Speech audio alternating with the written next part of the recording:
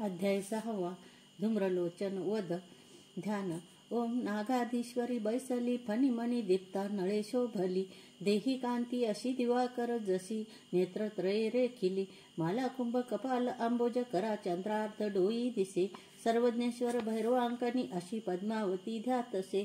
ओम ऋषिर्वाच देवीचे ऐकून यायचे दूत विद्रह तो करी दैत्य राजास विस्तारे कळवे वृत्त झाले ऐकोनी दूत वचना सक्रोध दैत्यराज तो धूम्रलोचन दैत्यांच्या सेनापतीशी बोलत त्या धूम्रलोचना जावे आणावे ओढून तिला धरून केश दुष्टेचे बलात्कारे करोनिया तिच्या संरक्षणासाठी यक्ष गंधर्व हो कुणी अवश्य तक्षणी त्यांना वधावे त्वा महाशुरा।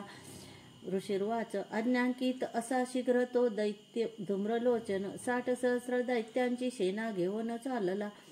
तेने ती पाहिली देवी हिमाचल निवासिनी शुंभ निशुंभाचे पाशी म्हणे गर्जोनी चालतू न मानिशी या वचना तरी ओढोन केसमी बलपूर्वक क्रोधाने नेईन बोलला असे।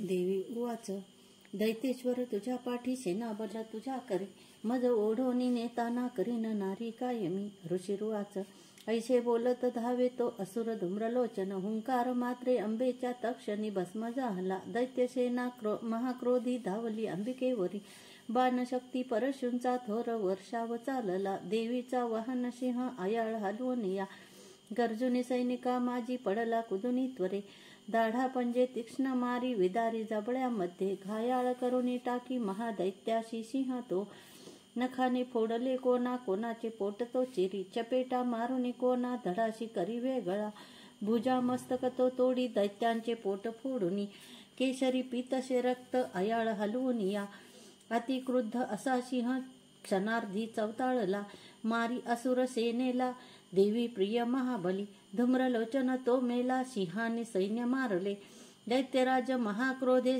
शुंभ संतप्त झाला कापती ओठ दैत्याचे चंडमुंड महाकळ आज्ञा दे त्यांस तो तेव्हा ऐका दैत्य महाबली धरुणी केस ओढाती आना देवी इथे त्वरे ना जुळे तरी ऐका हे शस्त्रास्त्र घावही करा आसुरी आपली विद्या टाकूनी देवीचे वरी वधावी जागच्या जागी नको जिवंत ठेवण्या।